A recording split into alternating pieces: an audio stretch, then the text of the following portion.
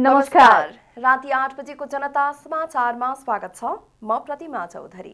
म राधिका तामाङ। सबैभन्दा पहिले प्रमुख समाचार। भोलि मंगलबार मादक पदार्थ बिक्री वितरण र सेवनमा प्रतिबन्ध। मौन अवधिमा प्रचार प्रसार नगर्न दल र उम्मेद्वारहरूलाई निर्वाचन आयोगको निर्देशन। एमाले चुनाव जिते फेरि संसद भङ्ग हुने कांग्रेस सभापति देउबाको दावी। निर्वाचनपछि गठबन्धन समाप्त हुने एमाले अध्यक्ष ओलीको जिकिर।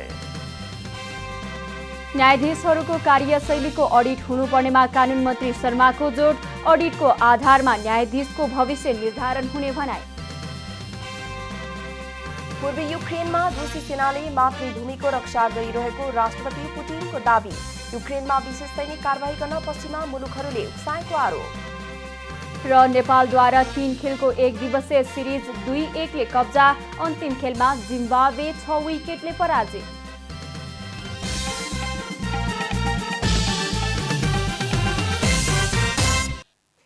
अब पूरा समाचार। निर्वाचन आयोगले मंगलबार राति 12 बजेदेखि मतदान कार्य सम्पन्न नभएसम्म मादक पदार्थको बिक्री वितरण र सेवन गर्न प्रतिबन्ध लगाएको छ।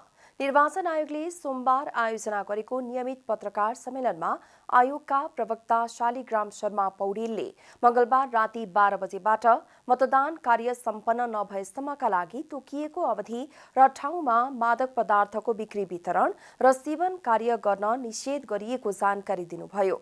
मंगलबार राति 12 बजेबाट शुरू हुने मौन अवधिमा प्रचार प्रसार रोक्न दल तथा उम्मेद्वारलाई आयोगले निर्देशन समेत दिएको छ। आयोगले मौन अवधिमा सामाजिक सञ्जालको दुरुपयोग गर्दै प्रचार प्रसार गरे कारबाही गर्ने चेतावनी समेत दिएको छ। हुने स्थानीय तह सदस्य निर्वाचनको व्यवस्थापकीय कार्यलाई थप स्वच्छ, स्वतन्त्र, निष्पक्ष, सुरक्षित र भयरहित वातावरण सम्पन्न गराउन वैशाख 30 गते मतदानको दिन आन्तरिक रूपमा सञ्चालन हुने सबै प्रकारका यातायात बन्द गर्ने निर्णय आयोगले गरेको छ। त्यसै आयोगले निर्वाचन आचार संहिता उल्लङ्घन गर्ने भूमि आयोगका पदाधिकारी सहित सरकारी पत्रिका गोरखापत्र दैनिकका अध्यक्षलाई समेत 3 दिनभित्र जवाफ पेश गर्न निर्देशन दिएको छ। 5 को खण्ड क अनुसार प्रदेश सरकार मुख्यमन्त्री वा मन्त्रीले आफै उम्मेद्वार भएको अवस्थामा बाहेक कुनै राजनीतिक दल वा उम्मेद्वारको पक्ष वा विपक्षमा प्रचार प्रसारमा संलग्न हुन वा प्रचार प्रसार गर्न हुँदैन। प्रदेश सरकारको मुख्यमन्त्रीले सरकारी स्रोतको प्रयोग गरी चुनावी सभामा हुने निर्वाचन आचार संहिता विपरीत हो होइन, तपाईलाई निर्वाचन आचार संहिता उल्लङ्घनमा किन कारबाही हुनु नपर्ने हो, पत्र प्राप्त भएको मितिले 3 दिनभित्र आयोगमा प्राप्त हुने गरी स्पष्ट जवाफ पेश गर्न आयोगले निर्देशन गर्दछ। निर्वाचन आयोगले वैशाख 28 र 29 गते मतदाता परिचय पत्र वितरण गर्न पनि सबै निर्वाचन अधिकृतको कार्यालयलाई निर्देशन दिएको छ। आयोगले कालो, रातो, नीलो वा हरियो मध्ये कुनै मसी प्रयोग भएको कलम वा डट पेनले मतपत्रमा हस्ताक्षर गर्ने व्यवस्था मिलाउन पनि सबै मुख्य निर्वाचन अधिकृत र निर्वाचन अधिकृतहरूलाई सचेत गराएको छ। यसैबीच सरकारले मतदानको दिन सरकारी कार्यालय र सार्वजनिक निकायमा बिदा दिने निर्णय गरिसकेको छ। आउँदो शुक्रबार देशका 753 स्थानीय तहमा एक चरणमा हुन लागेको निर्वाचनका लागि करिब 2,60,000 सुरक्षाकर्मीहरू परिचालन गरिएका छन्। निर्वाचनलाई स्वच्छ, निष्पक्ष र भयरहित वातावरणमा सम्पन्न गर्नका लागि आवश्यक सुरक्षा व्यवस्था र निर्वाचन व्यवस्थापन कायम गर्न गृह मन्त्रालयले करिब 2,60,000 सुरक्षाकर्मी र 3 लाख कर्मचारी परिचालन गरेको हो। निर्वाचन शान्त, स्वच्छ, निष्पक्ष, धाँधली रहित तथा भयरहित वातावरणमा सम्पन्न गर्नु सबैको कर्तव्य भएको भन्दै गृह मन्त्रालयले निर्वाचन विरोधी गतिविधि गर्ने, समाजमा शान्ति र सहिष्णुता बिथोल्ने तथा मतदाताहरूलाई स्वतन्त्र रूपमा आफ्ना प्रतिनिधि छनौट गर्ने अवसरलाई प्रभावित पार्ने जो कोही पनि कारबाहीको भागीदार हुने जनाएको छ। सोमबार मन्त्रालयले एक विज्ञप्ति जारी गर्दै निर्वाचनको बहानामा कानून विपरीतका गतिविधिमा संलग्न हुने र कानून हातमा लिने छुट कसैलाई पनि नभएको भन्दै त्यस्ता गतिविधि सुरक्षा निकायबाट सूक्ष्म निगरानी भइरहेको जनाएको छ।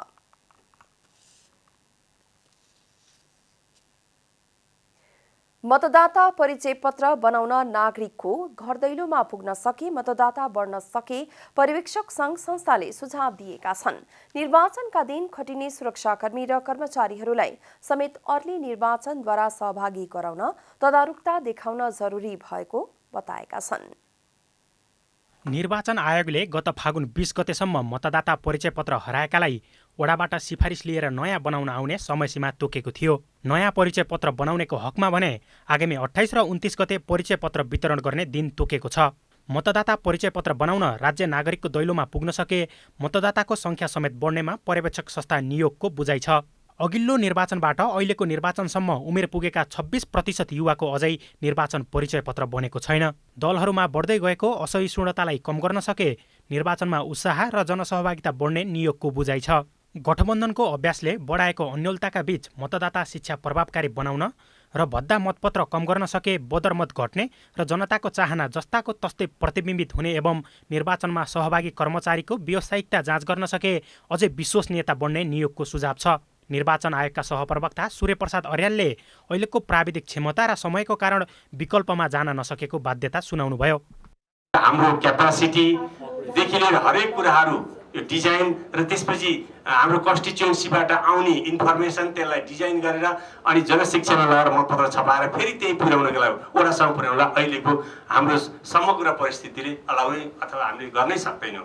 त्यसैले हामीले प्री एजुम्सन गरेर पूर्व अनुमान गरेर मतपत्र छाप्नु परेको, त्यसैले यति होला भन्ने अनुमान गरेर। यद्यपि पूर्व निर्वाचन आयुक्त रहनुभएका वीरेन्द्र प्रसाद मिश्रले भने आयोगले सबै प्रदेशमा प्राविधिक क्षमतामा विस्तार गर्ने चाह देखाए समस्या समाधान हुने बताउनुभयो। पर्यवेक्षण सङ्घ संस्थाको भूमिकाले निर्वाचनलाई निष्पक्ष बनाउन सहयोग पुगेको स्मरण गर्दै पूर्व सभामुख दमननाथ ढुङ्गानाले राजनीतिक दलहरूको कमजोरीका कारण निर्वाचनको निष्पक्षता र विश्वसनीयता घट्दै गएको बताउनु भएको छ। जुन किसिमको पर्फर्मेन्स अहिले हाम्रो पोलिटिकल पार्टिजहरूले गरिरहेछ नि त्यो चाहिँ नि साह्रै चाहिँ नि स्ट्यान्डर्ड भन्दा बिलो भइरहेछ र त्यसले गर्दाखेरि भोटर्समा एउटा इन्डिफरेन्स पैदा भएको छ। अब त्यसले इलेक्सनको चाहिँ नि स्वच्छतामा फेयरनेसमा कति असर पार्छ म भन्न सक्दिनँ। मतदाताको चेतनाबाट निर्वाचन आयोगबाट एउटा जति सकिन्छ हिजोभन्दा फेयरनेस होस् भन्ने अपेक्षा गरौँ, तर मैले त्यहाँ फेयर इलेक्सनको बाटोमा गइरहेको छैन। तैपनि इलेक्सन हो, प्रतिनिधि आउलान्। विद्युतीय मतदान र निर्वाचनको समय तोक्ने अधिकारसहित आयोगले नियमित कार्य सञ्चालन गरिराख्ने हो भने निर्वाचनलाई बढी जनसहभागी र निष्पक्ष बनाउन सकिने विज्ञहरूको तर्क छ। 2064 को निर्वाचनमा 1,76,00,000 मतदाता रहेकामा कतिपयको दोहोरो परिचय पत्र त कतिपय मृत्यु भइसकेका व्यक्तिको समेत परिचय पत्र कायम थियो, जसको दुरुपयोग हुन पुगेको थियो। लगत्तै पर्यवेक्षण संस्थाहरूको सुझाव पश्चात फोटोसहितको मतदाता नामावलीमा त्यो सङ्ख्या 1,21,00,000 खुम्चिएको थियो। क्यामेरामा प्रदीपमान सिंहका साथ अस्मिता तिवारी र विकास पौडेलको रिपोर्ट। नेपाली कांग्रेसका सभापति एवं प्रधानमन्त्री शेरबहादुर देउवाले नेकपा एमाले चुनाव जिते फेरि संसद भङ्ग हुन सक्ने बताउनु भएको छ। कैलाली सदरमुकाम धनगढीमा 5 दलीय गठबन्धनले गरेको आमसभालाई सम्बोधन गर्दै सभापति देउवाले एमाले विजयी भएको अवस्थामा प्रतिनिधि सभा मात्रै नभएर प्रदेश र स्थानीय तह नै भङ्ग गर्न सक्ने बताउनु भएको हो। अघिल्लो पटक पनि प्रतिनिधि सभा विघटन गरेपछि आफूहरूले पुनस्थापना गरेको सभापति देउवाले बताउनुभयो। सभापति देउवाले एमालेमा केपी शर्मा ओली भन्दा अर्को नेता नभएको समेत टिप्पणी गर्नुभयो। सभापति देउवाले अहिलेको आवश्यकता गठबन्धन बलियो बनाउनु रहेको भन्दै बागी उम्मेद्वारहरूलाई उम्मेदवारी फिर्ता लिन समेत निर्देशन दिनुभयो। यसैबीच कार्यक्रममा सम्बोधन गर्दै नेकपा माओवादी केन्द्रका अध्यक्ष पुष्पकमल दाहालले गठबन्धनको आयु लामो रहेको दावी गर्नुभयो। अध्यक्ष दाहालले गठबन्धन स्थानीय तहमा मात्रै नभई प्रदेश र संघीय निर्वाचनसम्म जाने विश्वास व्यक्त गर्नुभयो। निर्वाचनको प्रसङ्गमा एक थरीले फतुर लगाइरहेको अध्यक्ष दाहालले आरोप लगाउनुभयो। चितवनको मेयरमा रेणु दाहाललाई नजिताए दुर्घटनामा देश जान्छ भन्ने उनले अनावश्यक रूपमा भएका व्याख्या गरिरहेको भन्दै असन्तुष्टि व्यक्त गर्नुभयो। नेकपा एमालेका अध्यक्ष केपी शर्मा ओलीले आसन्न स्थानीय तहको निर्वाचनपछि सत्तारूढ गठबन्धन समाप्त हुने दावी गर्नुभएको छ। पूर्व प्रधानमन्त्री समेत रहनुभएका अध्यक्ष ओलीले गन्तव्य नै नभएको भन्दै सत्तारूढ गठबन्धन वैशाख 30 गतेको स्थानीय तह निर्वाचनपछि समाप्त हुने बताउनु भएको हो। सोमबार ललितपुरको जावलाखेलमा पार्टीद्वारा आयोजित चुनावी सभामा उहाँले प्रधानमन्त्री शेरबहादुर देउवालाई नै यो गठबन्धनको गन्तव्य के हो भन्ने थाहा नभएको जिकिर गर्नुभयो। शेरबहादुर देउवालाई सोध्नुहोस् त गन्तव्य के हो भनेर उहाँले सोध्नुहुनेछ। गन्तव्य भने के? भोलि उठी कता जाने केही थाहा छैन, पुग्ने कहाँ केही थाहा छैन। यिनीहरूलाई शेरबहादुरजीले प्रधानमन्त्री चिनेको छ भनिहाल्नु पर्यो। पोखरा गएर मजासँगले धत पुगा गठबन्धन नभएकोमा म प्रधानमन्त्री हुन्थेँ भनेर हुँदैन थियो। कहाँबाट? सत्तारूढ गठबन्धनले जनतालाई तर्साउने काम गरिरहेको पनि ओलीले आरोप लगाउनुभयो। सत्तारूढ नेपाली कांग्रेसका प्रवक्ता डाक्टर प्रकाश शरण महतले एमाले अध्यक्ष केपी ओलीले जनतामा गएर मत माग्ने कुनै आधार नरहेको दावी गर्नुभएको छ। प्रवक्ता महतले सुशासन, कानुनी शासन, संविधानको रक्षा र मुलुकको विकास कुनै पनि अर्थमा ओली असफल भएको भन्दै उनलाई जनतामा गएर मत माग्ने कुनै आधार नरहेको बताउनु भएको हो। सोमबार पार्टी केन्द्रीय कार्यालय सानेपामा आयोजित पत्रकार सम्मेलनमा उहाँले ओलीले नचाहे पनि लोकतन्त्रलाई बलियो बनाउन, संविधानलाई बलियो बनाउन सत्तारूढ गठबन्धन सँगसँगै अघि जाने विश्वास समेत व्यक्त गर्नुभयो। उहाँले सत्तारूढ दलमा आबद्ध अन्य दलहरूले पनि माओवादी ओलीलाई साथ दिने कुनै सम्भावना नरहेको बताउनुभयो। अब हामीले आगामी मार्गचित्र पनि कोरेका छौँ कि यो गठबन्धनलाई तालमेललाई अगाडि बढाउँ। यद्यपि उहाँले अब यो रहँदैन, चल्दैन भन्नुभएको छ। हो, अवश्य पनि उहाँ त नचलोस् भन्ने चाहनु नै हुन्छ। हामी चाहिँ सिन्सियर छौँ। काङ्ग्रेस हामी यो लोकतन्त्रलाई बलियो पार्न, संविधानलाई बलियो पार्नको लागि यो सहयात्रा गर्न तयार छौँ। उहाँले ओलीलाई निर्वाचन आचार संहिताको पालना गर्न सचेत गराउन निर्वाचन आयोगको ध्यानाकर्षण गराउनुभयो। प्रवक्ता महतले नेपाली कांग्रेसको सभापतिको हैसियतले प्रधानमन्त्री शेरबहादुर देउवा निर्वाचनमा प्रचार गराएकाले उहाँले निर्वाचन आचार संहिता उल्लङ्घन गरेको भन्न नमिल्ने पनि बताउनुभयो। आसन्न स्थानीय तहको निर्वाचनमा शक्तिशाली क्षेत्रमा परेको महिला उम्मेद्वारको चर्चाले महिला सहभागिताको विषयलाई ओझेलमा पारेको देखिन्छ। नेताहरूले समेत गठबन्धनको संस्कारले ऐनको कार्यान्वयनमा देखिएको जटिलतालाई उपेक्षा गरिरहँदा अपवादका महिला उम्मेद्वारलाई नजिताए राम्रो सन्देश नजाने बताउन भने पछि परेका छैनन्। काठमाडौँ जस्तो राजधानीमा महिला हात हुँदैन। दुनियाँले के भन्छन्? यहाँ राजधानी हो, यो राजदूतहरू यही छन्। काठमाडौँ महानगरपालिकाको मेयरमा महिला उम्मेद्वार बनेकी सिर्जना सिंहलाई नजिताए अन्तर्राष्ट्रिय सन्देश कस्तो जाला? यस्तो चिन्ता नेपाली कांग्रेसका सभापति शेरबहादुर देउवाले काठमाडौँ चुनावी सभामा व्यक्त गर्नुभयो। उनै देउवा नेतृत्वको नेपाली कांग्रेसबाट काठमाडौँमा परेको प्रमुख पदको उम्मेदवारीलाई छोड्ने हो भने देशभर महिला उम्मेद्वारको संख्या हेर्दा सन्तोषजनक छैन। देशभरका 753 पालिका र 6743 वडा अध्यक्षमध्ये कांग्रेसले प्रमुखमा 12, अध्यक्षमा 19 र वडा अध्यक्षमा 80 जना मात्र महिला उम्मेद्वार उठाएको छ। अनिवार्य महिला सदस्य र दलित महिला सदस्यको प्रावधानले करिब 40.29% महिला उम्मेद्वार खडा गर्दा कांग्रेसका लागि राम्रो तथ्याङ्क देखिए पनि प्रमुख पदहरूमा भने महिलाको उम्मेदवारी सन्तोषजनक देखिएको छैन। यो नियति नेपाली कांग्रेसको मात्र होइन, सबैभन्दा बढी महिला उम्मेद्वार उठाएको नेकपा एमालेको पनि अवस्था उस्तै छ। 41.79% महिला उम्मेद्वार उठाएको नेकपा एमालेले प्रमुखमा 27, अध्यक्षमा 28 र वडा अध्यक्षमा 118 महिला उम्मेद्वारलाई टिकट दिएको छ। माओवादी केन्द्रले प्रमुखमा 18, अध्यक्षमा 29 र वडा अध्यक्षमा 92 उम्मेद्वार महिला उठाएको छ। जनता समाजवादी पार्टी र लोकतान्त्रिक समाजवादी पार्टीमा समेत महिला प्रतिनिधित्वको अवस्था सन्तोषजनक छैन। जनता समाजवादी पार्टीले प्रमुखमा 15, अध्यक्षमा 10 र वडा अध्यक्षमा 62 महिला उम्मेद्वार खडा गरेको छ। गत स्थानीय तहको निर्वाचनमा 753 पालिकामध्ये पालिका प्रमुख र अध्यक्षमा 18 जना एवं उपप्रमुख र उपाध्यक्षमा 700 महिला निर्वाचित भएका थिए। यसपटक भने उपाध्यक्ष र उपप्रमुख पदमा महिला सहभागिता घट्ने हो कि भन्ने अनुमान छ। गत निर्वाचनमा काङ्ग्रेसले महिलालाई 636 उपप्रमुख वा उपाध्यक्षमा उम्मेद्वार बनाएकोमा अहिले भने 475 मात्र उम्मेद्वार छन्। माओवादी केन्द्रले समेत यसअघि उपाध्यक्ष वा उपमेयरका लागि 604 महिला उम्मेद्वार उठाएकामा यसपटक भने 336 मात्रै उम्मेद्वार उठाएको छ। गठबन्धन दलले जितेका पालिकामा महिला प्रतिनिधित्व कमजोर हुने स्वाभाविक नै छ। देशभरका करिब 7000 वडाध्यक्षमा 34104 पुरुष उम्मेद्वार पर्दा 945 मात्रै महिला उम्मेद्वारी परेको छ। यो दृश्यले तल्ला कमिटीमा महिलाहरू क्रियाशील नभएको दृश्य देखाउँछ। न त निर्वाचनको मुखमा जितको होडमा लागेका दलहरूले महिला सहभागिता बढाउने जोखिम लिन सक्छन्। गठबन्धनको संस्कारले अघिल्लो निर्वाचनमा निर्वाचित प्रतिनिधित्व भन्दा उम्मेद्वारी नै कम परेको छ। यसअघि 41% महिला निर्वाचित प्रतिनिधि बनेका भए पनि यसपटक भने उम्मेद्वारी 37.83% मा सीमित छ। त्यसमध्ये पनि प्रमुख पदमा दावेदार महिलाको सहभागिता भने 5.7% छ। विकास पौडेलको रिपोर्ट।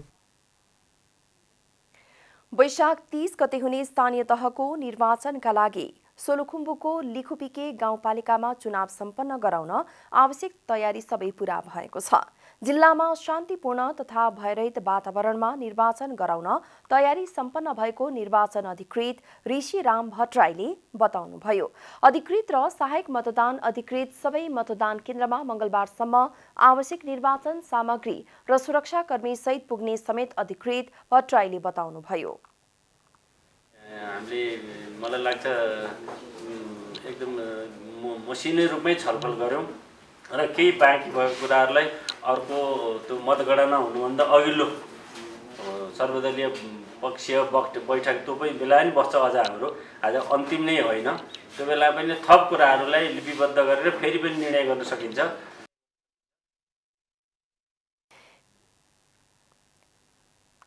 सर्वदलीय राजनीतिक दल, सुरक्षाकर्मी, पत्रकार, मतदान अधिकृत लगायतको सर्वपक्षीय बैठकसँगै निर्वाचन अवधिभर कुनै पनि होटेल तथा व्यक्तिहरूले मदिरा बिक्री वितरण गर्न नपाउने, निर्वाचन आचार संहिता पूर्ण रूपमा पालना गर्नुपर्ने, सवारी साधन लगायतलाई पास चाहिने समेत निर्वाचन अधिकृत भट्टराईले बताउनुभयो। पाइनेन आएको अनुमति नभइकन 30 गतेको लागि चाहिँ हाम्रो एउटा अहिले नयाँ 79 सालकै एउटा कार्यविधि हिजो अस्ति नै निर्वाचन आयोगले बनाएर पठाएको छ। त्यो चिठी पनि छ, बाहिर हामीले सूचना पार्टीमा टाँसिदिएका छौँ। त्यो अनुसार हाम्रो यहाँको निर्वाचन अधिकृतको कार्यालयको सिफारिसमा प्रमुख जिल्ला अधिकारीको अनुमति नभइकन 30 गते कुनै पनि गाडी चलाउन पाइँदैन। एक नगरपालिका र 7वटा गाउँपालिका रहेको सोलुखुम्बु जिल्लामा कुल 80,018 जना मतदाताहरू रहेका छन्। स्थानीय तह निर्वाचनका लागि जिल्लामा 1800 बढी सुरक्षाकर्मी खटिँदैछन्। 122 मतदान स्थल र 134 मतदान केन्द्र तोकिएका छन्। कानून, न्याय तथा संसदीय मामिला मन्त्री गोविन्द प्रसाद शर्माले न्यायाधीशहरूको कार्यशैलीको अडिट हुनुपर्ने बताउनु भएको छ।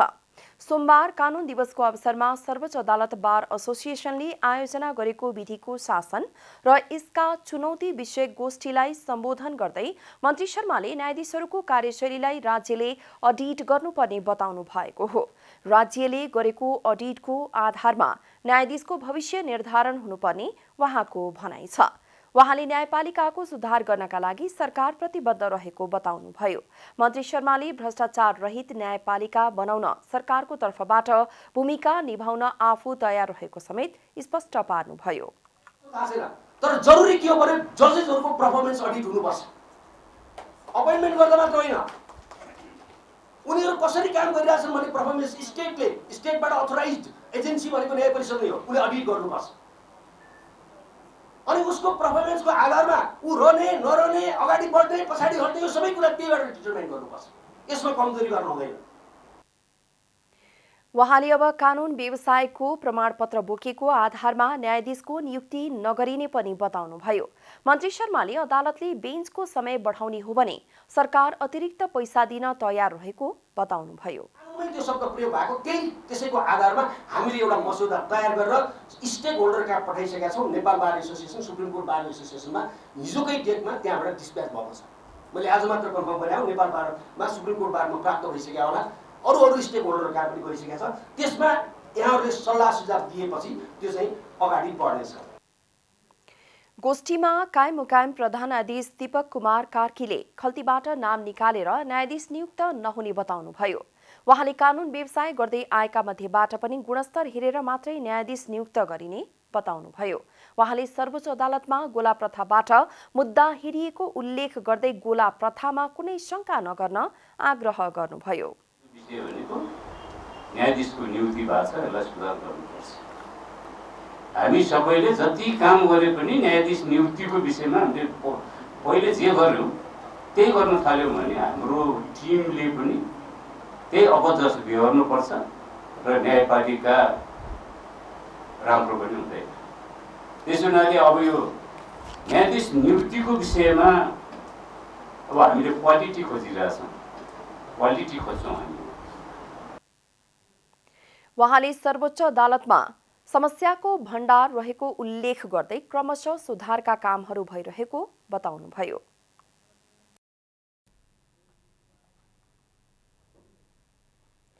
पार्टीका महासचिव नेत्रविक्रम चन्द समूह संसदवादमा फस्न लागेको भन्दै असन्तुष्टि पक्षले छुट्टै नेपाल कम्युनिस्ट पार्टी बहुमत गठन गरेको छ।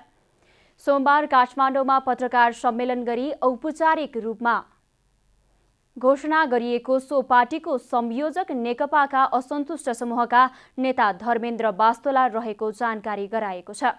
कतिपय केन्द्रीय सदस्यहरूलाई एमालेको चुनाव चिन्हबाट चुनाव लगाइए पार्टीलाई संसदीय व्यवस्थामा फसाउने षड्यन्त्र भएपछि त्यसलाई अस्वीकार गर्दै आफूहरूले नयाँ पार्टी गठन गर्नु परेको संयोजक बास्तोलाले बताउनुभयो। उहाँले नयाँ आफ्नो पार्टीको कार्यनीति वैज्ञानिक समाजवादी क्रान्ति सम्पन्न गर्ने रहेको र त्यसलाई मुलुकको समृद्धि र स्वाधीनताको नारालाई अघि बढाउने रहेको योजना रहेको स्पष्ट पार्नुभयो। यो पार्टीको कार्यदिशा हामीले वैज्ञानिक समाजवादी क्रान्ति सम्पन्न गर्ने हाम्रो मूल कार्यनीति कार्यक्रम हुन्छ, त्यो नै हाम्रो कार्यदिशा हो। त्यो कार्यदिशालाई पूरा गर्नको निम्ति हामीले कार्यनीतिका रूपमा अहिले राजनीतिक स्थिरता, स्वाधीन संयुक्त सरकार, राजनीतिक स्थिरता, सामाजिक रूपान्तरण, समृद्धि र स्वाधीनता, यो नारा हामीले चाहिँ अगाडि सारेका छौँ। सो पार्टीले पत्रकार सम्मेलनमा जनताबाट लिएर जनतालाई नै दिने, तथ्यबाट सत्यको खोजी गर्ने, अनुसन्धान नगरी नबोल्ने, जनतासँग माछा र पानीको सम्बन्ध कायम गर्ने माओवादी नीतिमा आफूहरू प्रतिबद्ध रहेको पनि जनाएको छ। स्वास्थ्यकर्मी तथा स्वास्थ्य संस्थाको सुरक्षा सम्बन्धी पहिलो संशोधन अध्यादेश 2079 को नेपाल चिकित्सक संघले स्वागत गरेको छ। सोमबार काठमाडौँमा पत्रकार सम्मेलन आयोजना गर्दै सरकारले संघसँगको सम्झौता बमोजिम नेपालमा स्वास्थ्यकर्मी तथा स्वास्थ्य संस्थाको सुरक्षा सम्बन्धी ऐन 2066 को पहिलो संशोधन अध्यादेश 2079 जारी गरेको भन्दै स्वागत गरेको हो। संघले अध्यादेशले स्वास्थ्य संस्थामा आगजनी गर्ने, स्वास्थ्य संस्थामा तोडफोड वा अन्य कुनै कार्य गरी हानि नोक्सानी पुर्याउने तथा स्वास्थ्यकर्मी वा स्वास्थ्य संस्थामा कार्यरत कर्मचारीलाई कुटपिट गर्ने वा शारीरिक रूपमा चोट पुर्याएमा तत्काल कार्यवाही गर्ने व्यवस्था थप गरेको छ। उक्त व्यवस्थाले चिकित्सक तथा स्वास्थ्यकर्मी वा स्वास्थ्य संस्थामाथि हुने गैर मानवीय कार्य पूर्ण रूपमा निषेध हुने संघले विश्वास लिएको बताएको छ। संघले अब सरकारले अध्यादेशलाई 6 महिनासम्ममा संसदबाट ऐनको रूपमा पारित गर्ने विश्वास गरेको बताउनुभयो। कस्टडी विदाउट बेल, यसलाई चाहिँ कुनै पनि यस्ता घटनाहरू घट्यो भने हस्पिटललाई आगजनी गर्ने, हस्पिटललाई तोडफोड गर्ने, डक्टर्सहरूलाई काम गर्दा गर्दै हातपात गर्ने गरियो भने त्यसलाई चाहिँ हामीले गैर जमानतीय हिरासतमा राखियोस्, त्यसलाई नन बेलेबल अफेन्स मानियोस्। यो हामीले मागेको कुरा भनेको चाहिँ नेपालको लागि केही नौलो लागे तापनि यो अन्तर्राष्ट्रिय रूपमा यो कानुनहरू छ, भारतमा होस् अरू देशहरूमा होस्। हामी अरू देशमा त अस्ट्रेलियाहरूतिर हेर्नु त 15 देखि 17 वर्षसम्म जेल राख्ने कानुनहरू छ। त्यहाँ कहिले पनि हस्पिटल तोडफोड र डक्टर्सहरूलाई कुटपिट भएको एकदम कम मैले त अहिलेसम्म एकदम छिटपुट मात्रै सुनेको छु। हामीले स्वास्थ्यकर्मी तथा स्वास्थ्य संस्थाको सुरक्षा सम्बन्धी पहिलो संशोधन अध्यादेश 2079 मन्त्री परिषदको सिफारिसमा राष्ट्रपति विद्यादेवी भण्डारीले आइतबार जारी गर्नुभएको थियो। अब आर्थिक समाचार।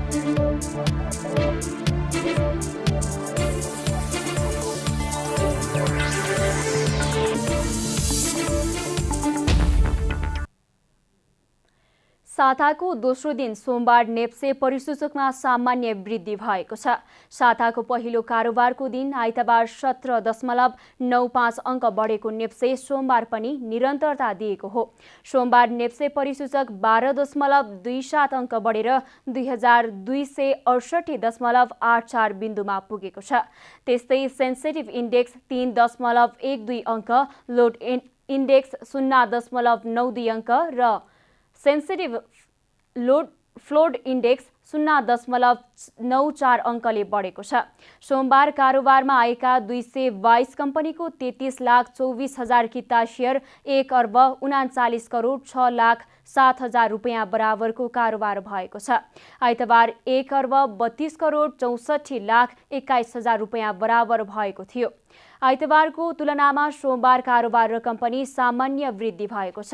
नेप्सेका 13वटा उपसमूहमध्ये 9 उपसमूहको परिसूचक बढेको छ भने बाँकी 4 उपसमूहको परिसूचकमा गिरावट आएको छ, जसमा व्यापार उपसमूह सबैभन्दा बढी 1.74% बढेको छ।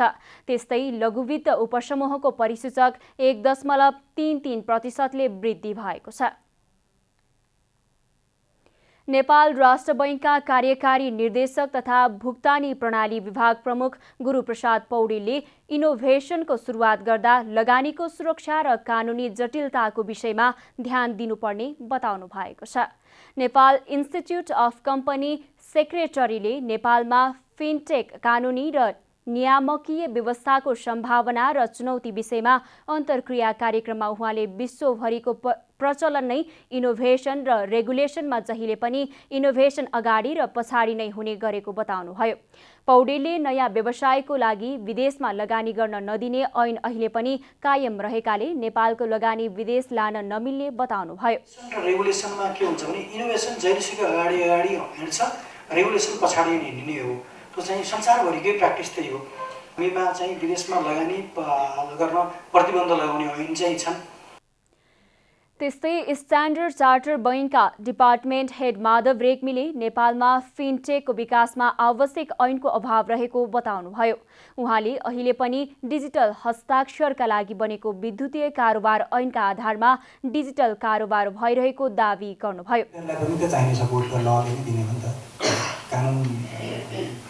चाहिँ ब्याकअप भएन भनेदेखि त्यो रेगुलेटरलाई पनि के आधारबाट गर्ने त भन्ने कुराको प्रब्लम त हुन्छ नि। त्यो हुँदाहुँदै पनि गरिएको कुरा आफ्नो ठाउँमा दृश्यहरू जाँदैछ। तर अब हाम्रो हेर्ने हो भनेदेखि अघि गुरु सरले ओपनिङमा भन्नुभएको थियो चाहिँ विधिले कारोबार हेर्ने एउटा हाम्रो अब त्यसको ब्याकग्राउन्ड अनि ल पढ्नेहरूलाई त थाहा छ नि, अरूलाई पनि यसैमा काम गर्दै हुन्छ जस्तो थाहै छ। कार्यक्रममा फोनपेका प्रमुख कार्यकारी अधिकृत सिइओ दिवस सापकोटाले नेपाली फिनटेक प्लेयरलाई ग्लोबल मार्केटमा लानको लागि कानुनी व्यवधान रहेको बताउनुभयो। उहाँले नेपाली कम्पनीप्रति विश्वसनीयता बढाउनको लागि पनि फिनटेकमा विदेशी लगानी चाहिँ आवश्यक रहेको बताउनुभयो। सापकोटाले फिनटेकमा स्टार्टअप कम्पनीलाई जनताको विश्वास जित्न धेरै चुनौती रहेको बताउनुभयो। यसमा पनि कन्स्टेन्टहरू चाहिँ धेरै कन्स्टेन्टहरू छ, सरले भने लिगल फ्रेमवर्कबाट पनि कन्स्टेन्टहरू छ र च्यालेन्जेसहरू पनि नेपालको कम्पनीलाई किन पत्याउने त भन्ने पनि हुन्छ। सो अल्टिमेटली ट्रस्ट इस्यु जब नेपालमा नै हामीले अब F1 सफ्टले त्यो ट्रस्ट चाहिँ अब जहाँसम्म लाग्छ मलाई त्यो ट्रस्ट चाहिँ गेन गरिसकेको छ इन टर्म्स अफ लाइक हाम्रो कन्ट्रीको केसमा चाहिँ। कार्यक्रममा फाइनान्सियल टेक्नोलोजी फिनटेकका विज्ञ तथा सरकारवालाले नेपालमा फाइनान्सियल टेक्नोलोजी विस्तार र विकासका लागि विदेश लगानी ल्याउनु पर्नेमा जोड दिनु भएको थियो। अब खेलकुद समाचार।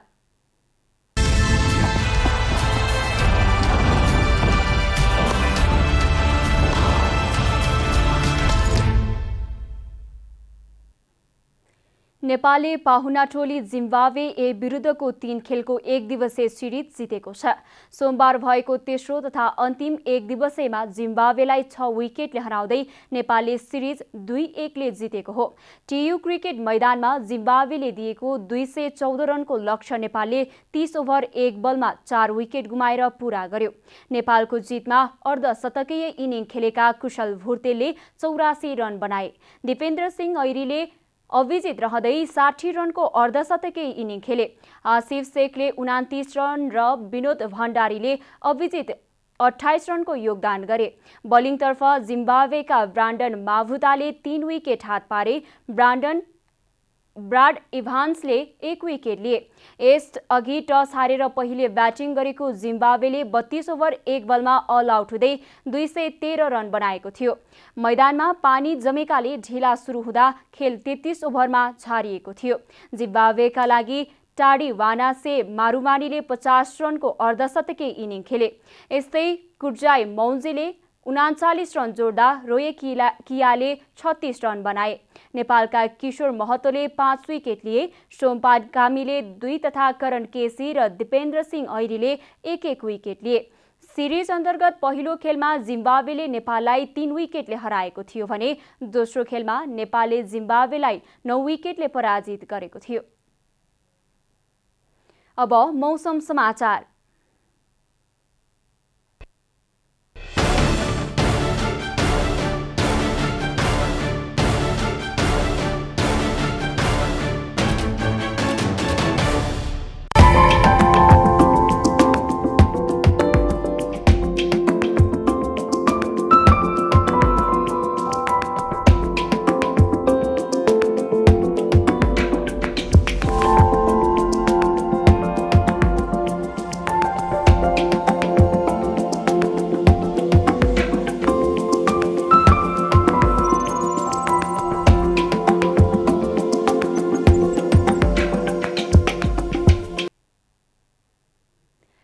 अन्त्यमा आजको डायरी।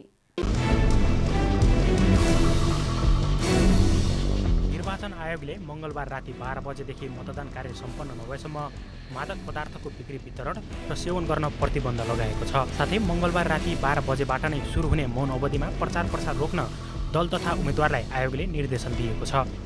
त्यस्तै निर्वाचनका लागि करिब 2,60,000 सुरक्षाकर्मी र 3 लाख कर्मचारी परिचालन गरिएको छ।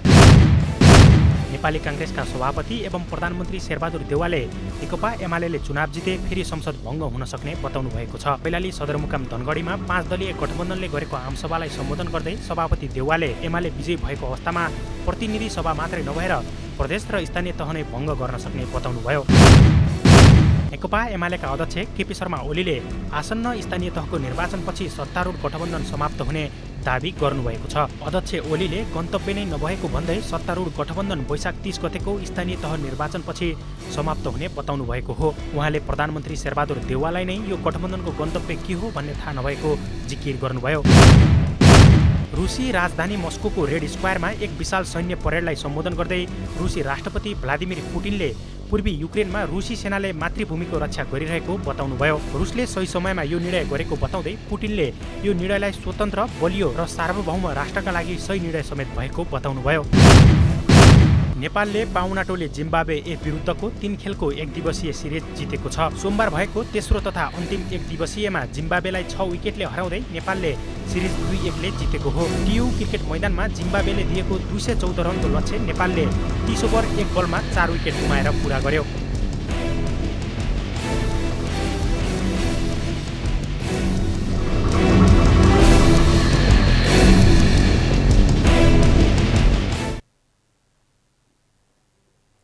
जनता समाचार अहिलेलाई यति नै।